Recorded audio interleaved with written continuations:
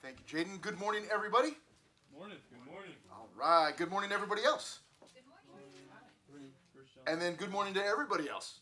Good morning. All right. Good to see you guys, too. We're going to be in the book of Numbers. And if you need a Bible to follow along, please raise your hand. And we'll get you a Bible that you can use. Can we? Yeah. I think just one or two. Anybody else need a Bible? Be able to follow along? Okay. We are going to, here's where we're going to be this morning in the book of Numbers, not in Leviticus, but in the book of Numbers. We are going to take a very, very, very fast look at Numbers chapter 28 and 29. It's going to go super quick, okay? So if you're a note taker and you want to take some notes, I won't even have those up there because I'm just going to throw some things out at you and then we'll keep moving. We are essentially going to be skipping over chapter 28 and 29. Why in the world would we do that? You will see why in just a moment. But then we will slow down a little bit at Numbers chapter 30, just a little bit, but really our main focus will be chapter 31 this morning. And so we'll cover quite a bit, but really you'll see, we'll move through those first few chapters very, very quickly. Chapter 31 will slow down and see some incredible things happening in 31 and some puzzling things, some things that are going to cause us to question, which is okay. And we'll work our way through that, okay? Numbers chapter, let me throw these out at you real quick before we get to Numbers chapter 30. Numbers chapter 28 and 29. Here's why we're going over those so quickly is because these are the group of people that God and Moses are speaking to at this time in chapter 28 and 29, where we're at. Let me make an adjustment real quick here because I forgot to do this. The people are an entirely new group, okay? But chapter 28 and 29, we've already actually studied before, okay? We've already covered all of these laws. So why are they repeating them? Well, because it's a new group. Because basically all of their parents and grandparents have passed away, and now it's this younger generation that has grown up. And so what God is doing is, He is reminding them of what He had told their parents and grandparents many years before, okay? So, why are we skipping over it? Here's why. Because we have already gone through these laws before. And so I'm going to tell you where they're at if you want to go back and look at them in some detail on your own, or even better, if you weren't here when we did study those.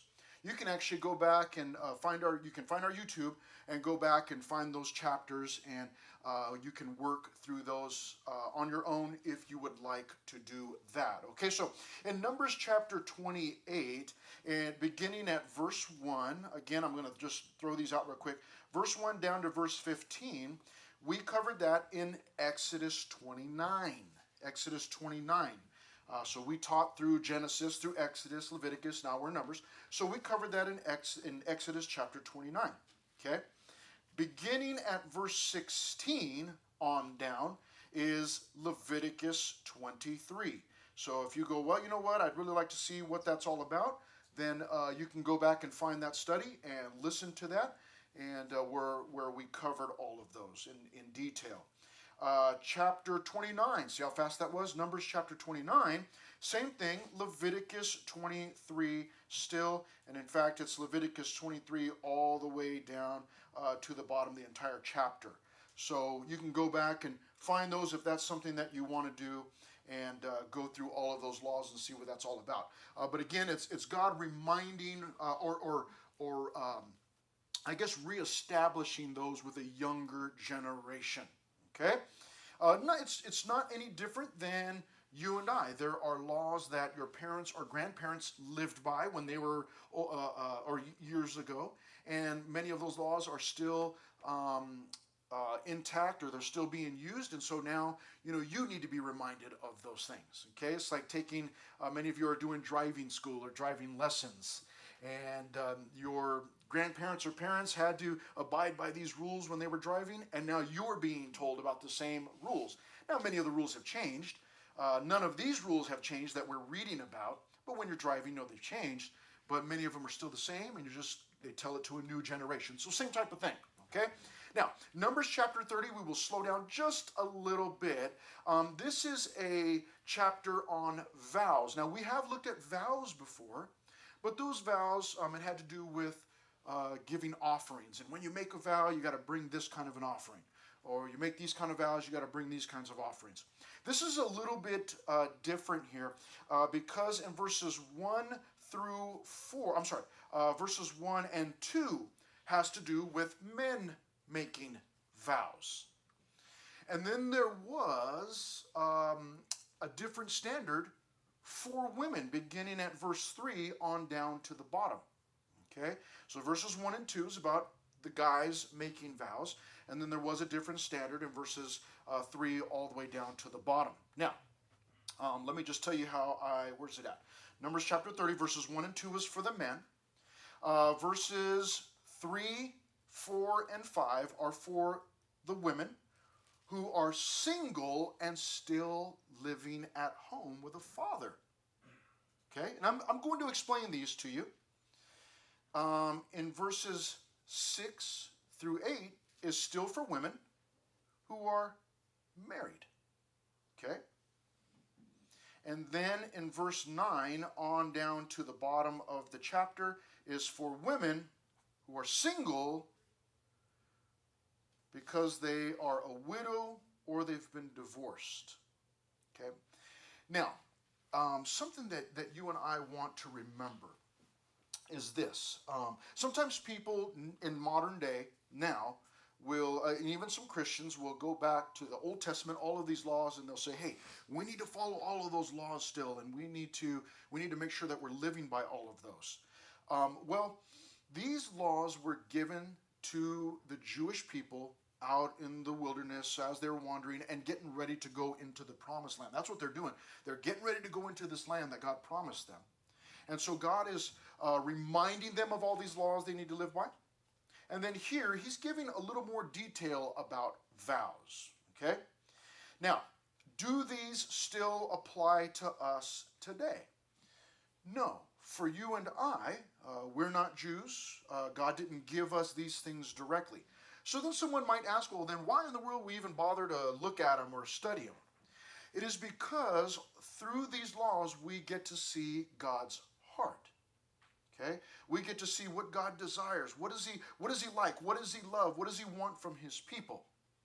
So with that in mind, let me sum this up for you real quickly before we move to chapter 31 and slow it down.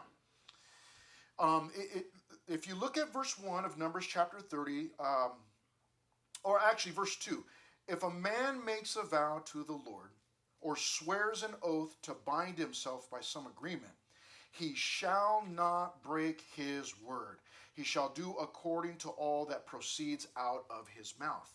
Now, generally speaking, that sums up the idea of vows. Vows of promise.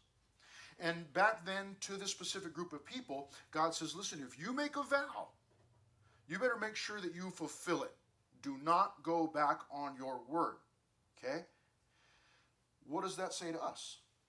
It says the same thing. We may not be, this law may not apply to us in all of its detail, but let me tell you, generally speaking, what's going on here. God says, if you're going to make a promise, or let me just say this to simplify it, keep your word. If you say you're going to do something, do it. Why? Because if I don't, I'll be breaking the law and God will kill me? No. He's going to punish me? No. Because obviously, that's something that is pleasing to God. That's why he was telling his people that. Listen, if you make a vow, you better make sure you keep it. For these people, there was a penalty. For us, we understand God, when we give our word, hey, we need to keep our word. Okay? You probably hear your mom or dad say it, or maybe even your grandpa, in my day, when we said something, we followed through, we did, and you go, okay, I've already heard all that stuff. But there's some truth to that. This is something that God desires, that when we give our word, we say we're going to do something, we do it. unless I'm sick or, get in an accident. I remember when my kids were very little. And, I tell them, hey, listen, on Saturday we're going to Disneyland, And Friday night, the family van, I used to have a minivan, family van blew up. They didn't care on Saturday morning if the family van blew up and started on fire on the freeway. It was like, but you were there. We barely escaped with our lives. Yeah, but you said we were going. How are we supposed to get there? You want to walk? What do you want to do, kid? So it's important. It wasn't ever that drastic, but there were times when something like that came up. Something came up, and my kids were like, "No," they didn't understand in their minds. They were young, they didn't understand. Like, "No, you said we were going to do this." I know I said that, but here's what happened. And but generally speaking, the idea is that when we say we're going to do something, stick to it. Do it. It's pleasing to the Lord. It's pleasing to the Lord, okay? Don't just, slough it off like, oh, it's not a big deal, whatever, who cares, nobody's counting on me. No, you give somebody your word, stick to it. Now, why are there two different standards for men and one for women, okay? Well, and then even for the women, it depended on whether you were a young lady still living at home with your father, whether you were married, obviously had a husband, or whether you were single and widowed or divorced, okay? The ladies, now, when you first hear this, it's going to sound like, oh, wait a minute, that sounds sexist, or, that's anti-female or whatever, okay? But I'm gonna share some real good news with you. For the women that were single and had a father, still living at home, okay? The young lady makes a vow. If her dad overrules that, he could overrule that. He could say, no. That is not, we're not doing that. Then what would happen is God would say, okay, your father overruled your vow, so you are no longer, if you break your vow, you're no longer guilty for it, okay? Same thing if she was married and had a husband. If she made a vow, but the husband said, no, he hears that vow and says, no, that's not a good thing, you cannot keep that vow, then God would free her from that vow. Same type of thing if she was single because of being widowed or divorced. Even if her husband that she was married to, if she made a vow and the husband that she had at the time overruled it and said, no, that's not a good thing, even though now she's widowed or divorced, then she no longer is responsible for that vow. It does a couple of things. I think, for me, I think the ladies got a better deal here. It's like, yeah, but the men are telling us what to do. I know, but if your dad or your husband says no, that's not a good thing, then you're free from your vow. Say, yeah, oh, great, okay, I'm free from the vow. Okay. For the dudes, verses 1 and 2, God's like, you say something, man, you better do it. I don't know. That's for me. It's like, I'd rather have the ladies' deal. Can we swap or switch? But also, it did not establish, but it gave, what's the word I'm looking for? I guess I don't know if credentials is the right word, but it did, again, just remind the men and the women that God has an order in the family, and that if you're not married, then the dad he's the head. He's the one that's in charge. He's the leader. And if you were married, then you had a husband who was ultimately the leader, okay? And we can go into that and say, well, then they would be mistreated and all of those things, but that's not what God wanted. God didn't want the women to, be held down or under the husband's thumb or their dad's thumb, but that's how God had established the leadership, okay? All right, we're going to move on to chapter 31. Everybody's okay? No questions? Great. Okay. Numbers chapter 31. Vengeance on the Midianites. We've heard about the Midianites before. Okay? If you don't remember, you're going to be reminded. There are three main divisions. And that O up there in the word offerings is driving me crazy, Zach. Because it's not an alliteration. Oh, it's just killing me. It's up there just looking at me right now. Destroying the Midianites, dividing the plunder, and then this offering for the Lord that is just sticking out like a sore thumb. Does that bother anybody else? Yes. Does it? Okay, yeah. He's like, what? What? Whoa, wait, oh, what's going on? Yeah. Okay. All right. Here's what we're doing: destroying the Midianites. Let's look at this, verses 1 through 24. There is a lot here. Sorry, but you know, you don't have to read. I do. Verses 1 and 2. We see the Lord spoke to Moses. Here's what he said. Verse 2.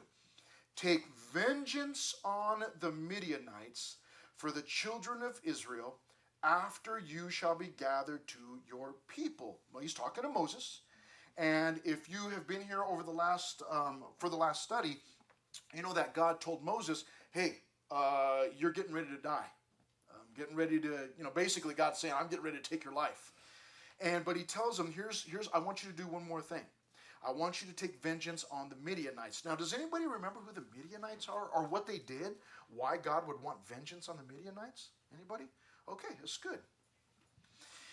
Verse 3, okay? So Moses spoke to the people, saying, arm some of yourselves for war, and let them go against the Midianites to take vengeance for the Lord on Midian.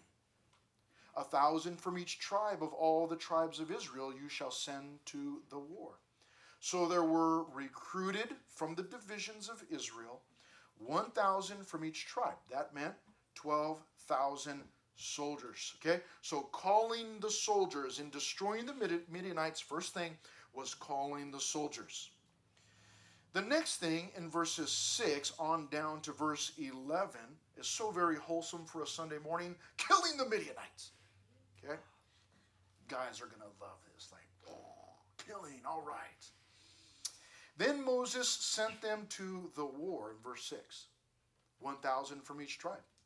He sent them to the war with Phinehas, the son of Eleazar, the priest, with the holy articles and the signal trumpets in his hands. This is pretty incredible. They're sending out the soldiers, and they're sending them with this priest, Phinehas, and they're also taking the holy articles and trumpets. Okay? Now, what holy articles? Does anybody want to take a wild guess? Anybody feeling daring this morning? And you're feeling like, you know what? I'm kind of crazy this morning, and I'm just going to guess as to what these articles are. Anybody want to know what these holy articles are? Yes? Is that a hand raised back there? Yeah? What do you think? The what? That's a good guess. Not quite. They had something else. Anybody? Yes, sir. Not a type of weapon, but good guess. Thank you very much for guessing. Being daring, guessing, throwing it out there. Isn't this crazy? Guessing. All right. Anybody else? Anybody? Any last second? All right. Here goes. Going once, going twice. The holy articles are referring to the items that they had from the tabernacle. It's like, what? Like, you're telling me they're going out to war? They're going to take a lampstand? Like, what is that all about? What are they taking with them? And we're not giving specifics there, but those are the only holy articles they have. Okay? And so they're taking these things with them. In other words, they're taking these as a representation of God. These holy articles and trumpets. They're taking trumpets in their hands. Now, I like that part because I like music. I really, really like jazz, and I really like marching bands, and I like trumpets that make all kinds of noise, okay? For me, a parade with a good marching band, that leaves my eardrums bleeding, that's a good parade. Like, give me music, give me loud music, okay? So, they're taking these things out. Now, verse 7, and they warred against the Midianites, just as the Lord commanded Moses. Now, who is the one that said, go fight the Midianites? Who said that? The Lord said it. Good, thank you very much. Okay? So verse 7, just as the Lord commanded Moses, and they killed all the males. They killed the kings of Midian with the rest of those who were killed. Here are the kings. Evi, Rechem, Zur, Hur, and Ribah, the 5 kings of Midian. Balaam, the son of Beor, they also killed with the sword. Anybody remember who Balaam is? Anybody remember Balaam? Who was Balaam? Balaam's donkey. Balaam's donkey. Yes, Balaam and Balaam's donkey. Balaam was the prophet, a few chapters back, Balaam was the prophet that had gone out he was being hired to curse the children of Israel, pronounce a curse over the children of Israel. That was Balaam.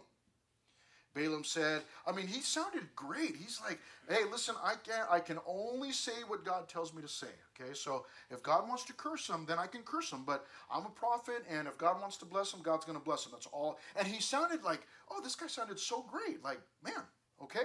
And basically, he went out a few times to go curse the children of Israel. And every time he opened his mouth to speak, God made a blessing come out of his mouth. Okay? And the king that hired him, Balak, it's like he was so mad at him. Why would you bless these people? I brought you here to curse them. And Balaam would go, hey, all I can do is say what the Lord wants me to say. Okay? So why in the world would they kill Balaam? That sounds so strange. Why would they kill Balaam? In Jude chapter 1, verse 11, that's way over in the New Testament, Jude said, woe to them, for they have gone in the way of Cain, have run greedily in the error of Balaam for profit. What is that all about? Balaam for profit? I thought, he didn't curse the children. Why is he, I don't understand, why is he being killed, and why is Jude using him as a bad example? Maybe there's something else in here that will give us some info. Verse 9. And the children of Israel took the women of Midian captive with their little ones, and took as spoil all their cattle, all their flocks, and all their goods. They also burned with fire all the cities where they dwelt, and all their forts. And they took all the spoil, and my New King James Version says, all the spoil and all the booty of man and beast. Okay, you probably heard that in some pirate movies, oh, the booty, bring the booty. It's funny for us, right? Verse 12, okay, so you have calling the soldiers, killing the Midianites. Here is the difficult part of this passage, completing the task. Well, why is that? Why is that hard? You'll see, verse 12. Then they brought the captives, the booty, and the spoil to Moses, to Eleazar the priest, and to the congregation of the children of Israel, to the camp in the plains of Moab. That's where they were camped out, by the Jordan across from Jericho. And Moses, Eleazar the priest, and all the leaders of the congregation went to meet them outside the camp. But Moses was angry with the officers of the army, with the captains over thousands and captains over hundreds who had come from the battle. Why was he angry? And Moses said to them, have you kept all the women alive? Moses is mad because they didn't kill the women. Everybody okay with that? Okay, I thought you were going to have a bigger problem with this. Okay, don't worry, it gets worse. Have you kept all the women alive? Verse 16, look, these women caused the children of Israel through the counsel of Balaam to trespass against the Lord in the incident of Peor, and there was a plague among the congregation of the Lord. So now we get some more detail that we didn't get in the original story of Balaam. So it turns out that Balaam, though he couldn't curse the children of Israel, he gave some sort of counsel to the king. The king listened to his counsel, and the Midianites went and they affected and infected the Israelites. What happened was that Balaam couldn't curse the children of Israel. He was up on these hills, and he's trying to curse the children of Israel. It's not working because God just keeps pronouncing blessing through Balaam. So Balaam instead tells Balak, hey, look, nothing I can do about it, okay? Every time I open up my mouth, God makes a blessing come out. He says, but here's what you're going to do. Gather up all your women, okay? Send your women down into the camp to hook up with all the guys, okay? And so all of the women went down and hooked up with all of the guys. They began to have sex. And then what happened was the women were able to persuade the men. Okay, men can be easily persuaded. okay, persuaded to worship the gods of the Midianites. And then what happened was, we were told that there was a plague on the people, and it wasn't clear to me whether there was an actual like a sickness, or at one point Moses had told everybody in the Israelites, hey, take your sword, go through the camp, walk from one end to the other, and kill all the men that are worshiping other gods. We got to get rid of them, wipe them out. Okay? And so it says in verse 16, through the council of Balaam, and then at the end, look at this, and there was a plague among the congregation of the Lord. So evidently these Midianite women, Moses is reminding them, he's reminding all of the guys, listen, these same women are the ones that drew our people away. They infected all of our people. Because of them, thousands of our people died, and you are keeping them alive? What are you thinking? And so in verse 17, now therefore, kill every male among the little ones. What? And kill every woman who has known a man intimately. So the only people that were surviving that war were women of different ages that had not been with a man. They were not married. They have not been with a man. Okay? Only the virgin women of all ages they had mercy on. What is this all about? Okay, now listen. As your pastor, okay, there's a lot of things that I'm responsible for doing. Okay, the main thing is to be able to teach you the Bible, to explain things and explain some of these seemingly crazy things like this. And we're going to talk about this a little bit. But one of the other things that I'm responsible for doing is to help you, trying to help you think through some of these issues. I don't want to just tell you that, hey, here's how you need to think, that's it, move on without an explanation.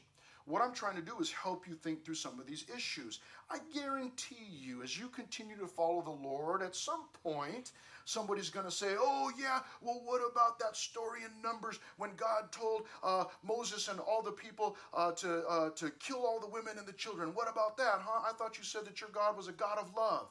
What about that?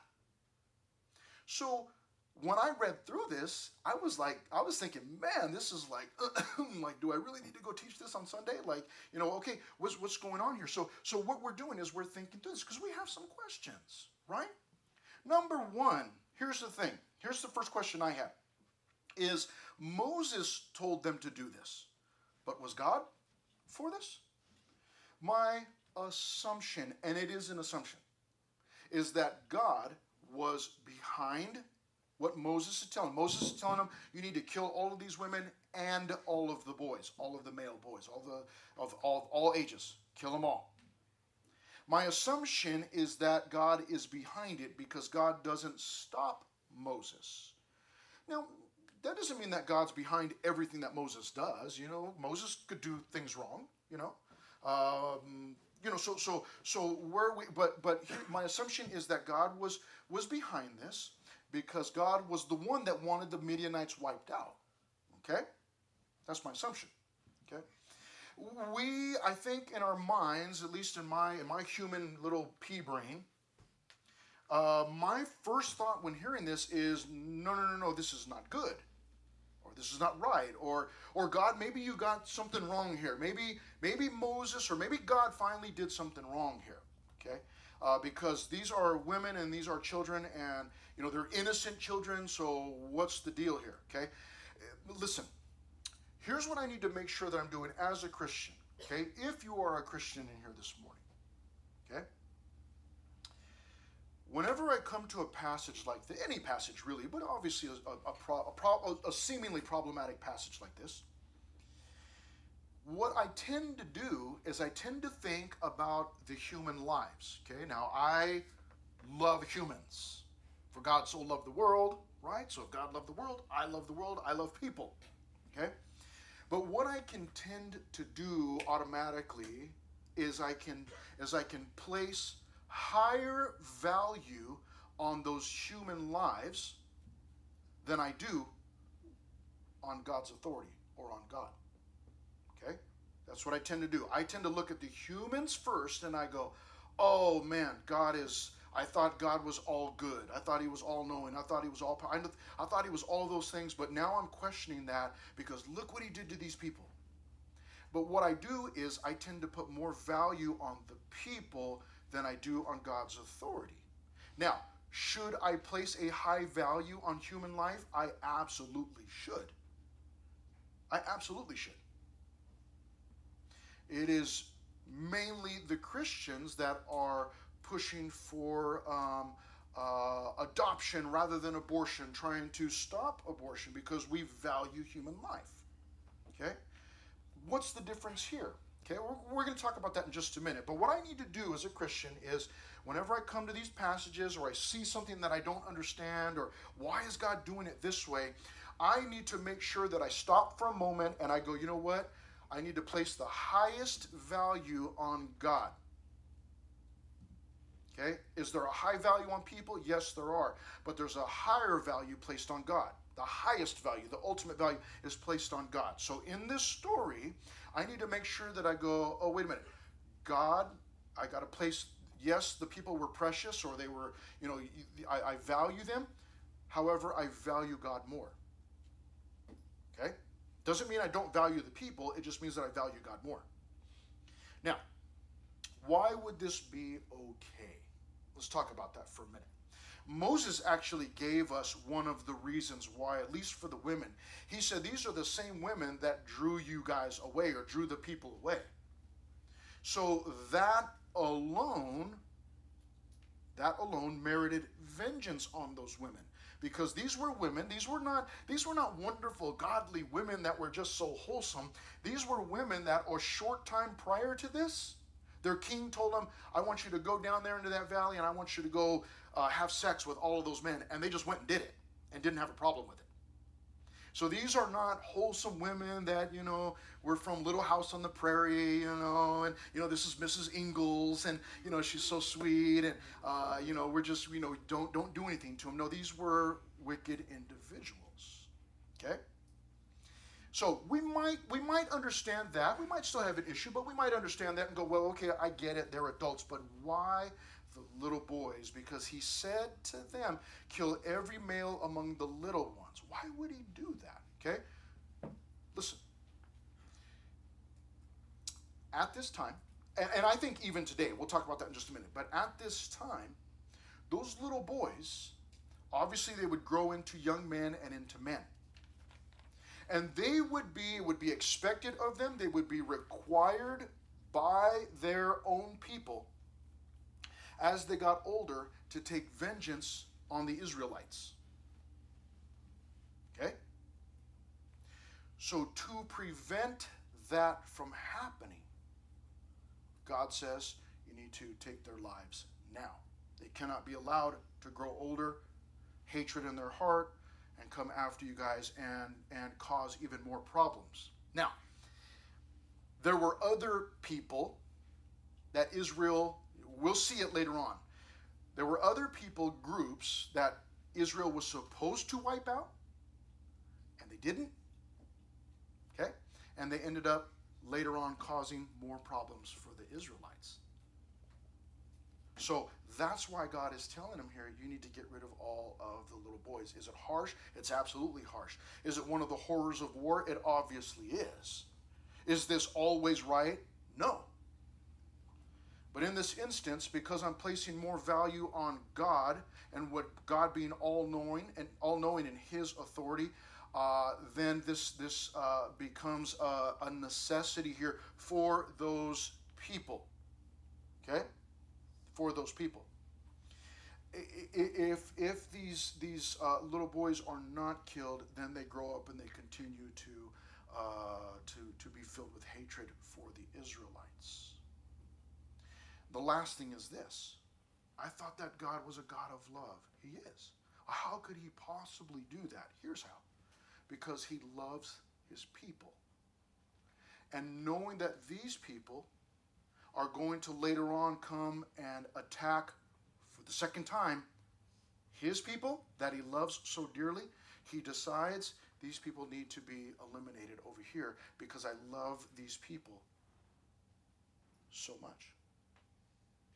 And so, I believe, even though it's Moses saying this, my assumption, and again it's my assumption, is that God was behind this and saying we got to get rid of the Midianites. Also remember this. What did Israel do to the Midianites? Nothing. They were traveling through, trying to get to the promised land. And the Midianites came and attacked them. And they didn't come at them with war and killing them and whatever else. They came at them with ladies who were used for sex, and they drew the men away so that the men ended up being punished by God. So it wasn't the Israelites that initiated this, but God is trying to put an end to it. Okay? Now, David Guzik, a Bible teacher that I happen to love, says this was harsh, but done with the understanding that in that ancient culture the boys would have grown into men with the solemn responsibility to avenge their father's death and to perpetuate Midianite culture, which in itself was anti-God. When he says, kill every woman who has known a man intimately, Christians are often tripped up by things that were a threat, but they did not see them as a threat. Though most Israelites thought these women were safe, they were more dangerous to Israel than any army of mighty warriors. Israel could overcome mighty warriors if they were spiritually strong, but if they were seduced into immorality and idolatry, they would certainly fall. We often think, and this is still David Guzik speaking, we often think of many things as dangerous to us as Christians. A hostile government, secular humanism, academic attack, and so forth. But the things we accept in our midst as Christians that open the door to immorality and idolatry can do far more real damage than any of those other things. Like, I watch a movie, it's just got a little bit of cussing. This is a few words, not that big a deal. I might watch that same movie again and, oh, well, I already heard the words, not that big a deal. Watch it a little bit easier the next time. But then I might say, oh, I heard about this other movie, start watching that movie. Oh, it's got a few more cuss words, but I mean, I heard these cuss words over here, and so this is just a few more, so let's just keep going, that's fine. Just leave it on, and then I keep watching.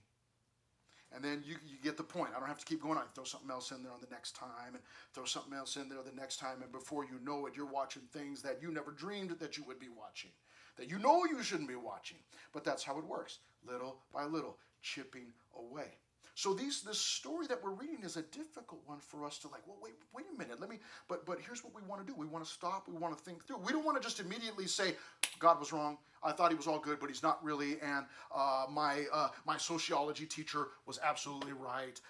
He or she said that God was not all good. I had a philosophy teacher in college, who said God is either not all good or else he's not all knowing or something like that. And me, I was a brand new Christian, but I'm in class like, wait a minute, hold on, whoa. He wouldn't call on me. He was like, oh, I don't see you, and just kept talking. But we don't, what we want to do is we want to stop and critically think through these issues. We don't want to be the kind of people that just, oh, yeah, I guess I looked up a video about it on YouTube and the guy said that God was wrong, so I guess God's wrong. We cannot do that. We have to think through it on our own and consider, okay, who is God, what's going on, what's the scenario, what's the situation.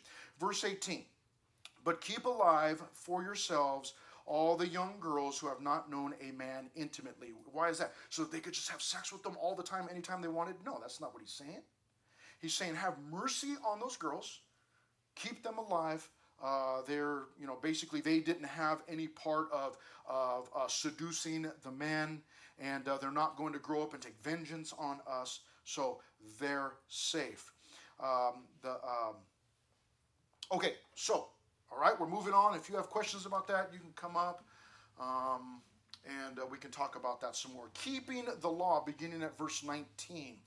And as for you, now this is Moses still speaking to all the warriors. As for you, remain outside the camp 7 days. Whoever has killed any person and whoever has touched any slain, purify yourselves and your captives on the 3rd day and on the 7th day. Now, we're going to skip over this section. I'll tell you why. Because we covered laws of purification back in Numbers chapter 19.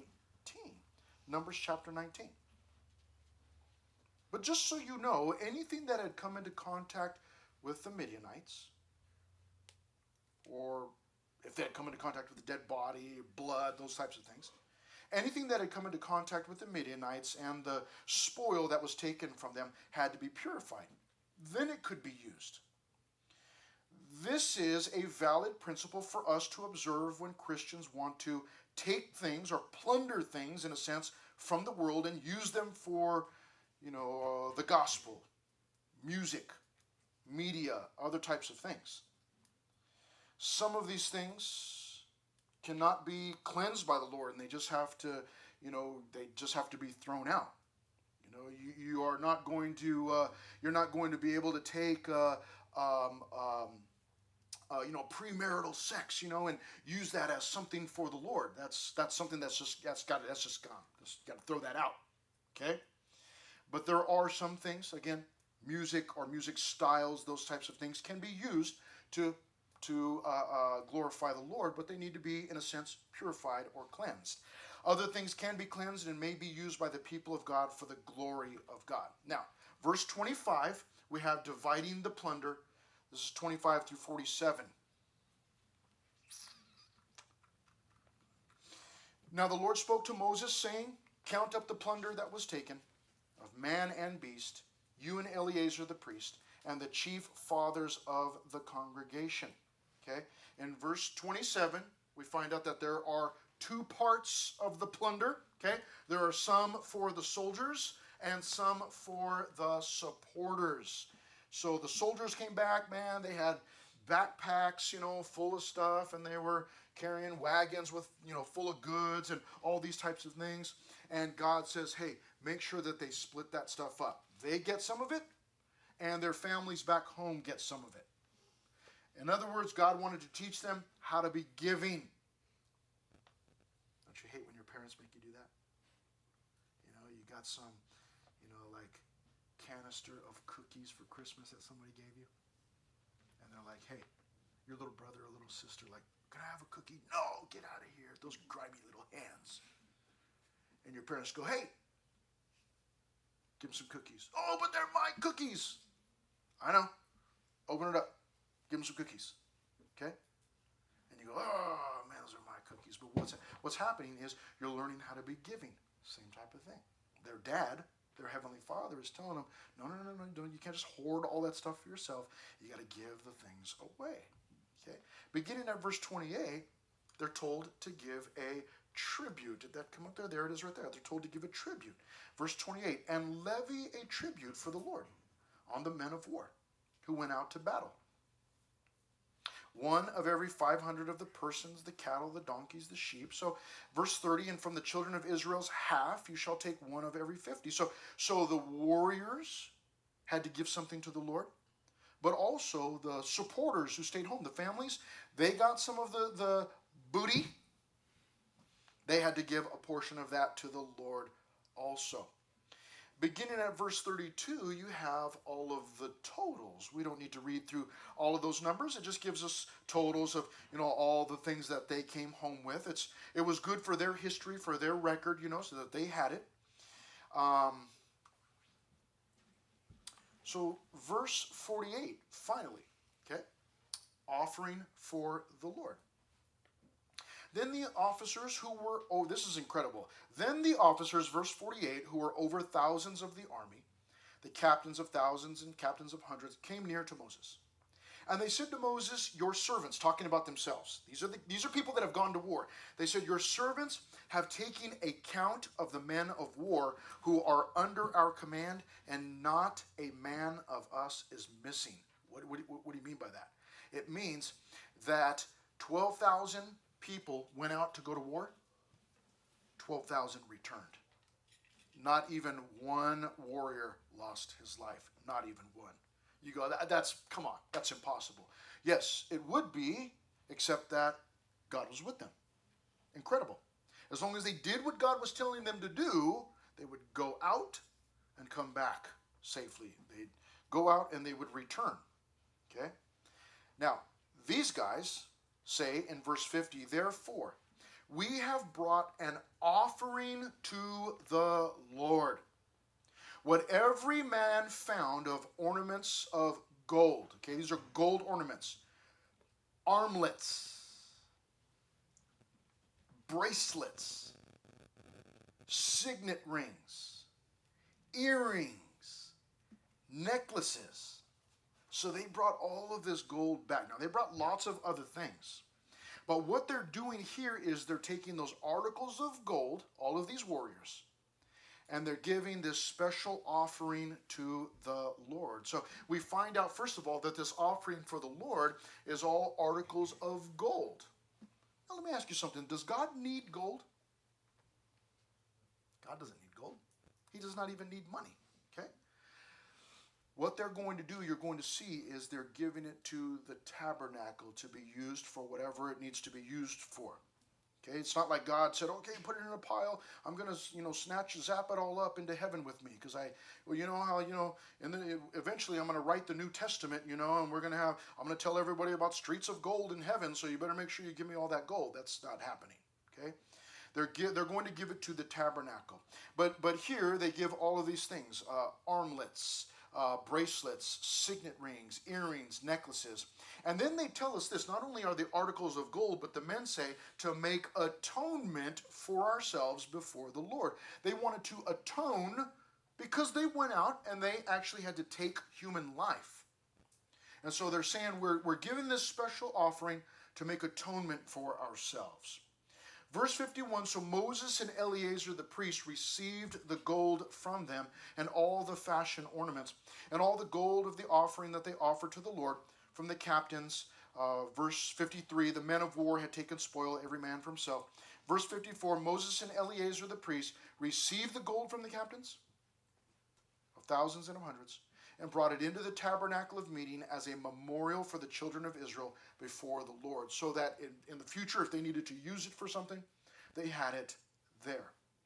This is something that the men of war, they had an appreciation for what God had done that day, and they wanted to give some thanks, and they also were giving an offering to the Lord to make atonement for themselves because they had gone out and they had taken human life that day. So a lot of great lessons in here. To finish off, what a wonderful reminder, what a great lesson. That when God gives me victory in some area, I want to make sure that I'm glorifying Him. When I get an A on my latest exam, and the teacher goes, oh, what a great job, Caleb. You are such a phenomenal student. You know what we can do? We can give a portion of that back to the Lord and we say, hey, thank you, Mr. So-and-so or Mrs. So-and-so, and thank God because He gave me the wisdom to do that. If you perform some athletic feat, some feat of strength and vigor and courage, you lay your life down for the rest of the tennis team. You saw a tennis ball coming and you put your life in harm's way. I'll take it. And the coach goes, oh, man, thank you so much. Okay, because that was about to hit my nachos. And it would have spilled them everywhere. And you just go, hey, thank God for giving me the ability, the reflexes. Okay? But in all seriousness, we have those victories. Give a portion of that to the Lord. Hey, God, thank you so much for what you allowed me to do. This doesn't mean you have to come here and like, hey, Chris, listen, the Lord blessed me with a bunch of birthday money. I want to give you $20. You can if you want, okay? I don't want you to feel bad. I won't reject it, okay? But that's not what the idea. The idea is that when God gives me victory in some area, He blesses what I've done. I want to make sure that I remember Him. That's a hard thing to do. That's a hard thing to do. There are 3 C's Those of you that have been here for a little while, 3 C's of prayer. Just conceiving it, conceive it in prayer. Whatever you do, start it in prayer. Conduct it in prayer. That means as you're going through it, working your way through it, in the middle of it, continue praying, asking God to bless. And then the 3rd C is concluding it in prayer. That's when we come back and we go, hey, God, thank you so much for what you did. At the beginning, thank you for what you're going to do. Please give me wisdom. In the middle of it, God, please help me to continue doing this. At the end of it, I come back. Thank you so much, God, for allowing me to do what I did, or for providing, or whatever it is. Okay? All right. Couple quick things that is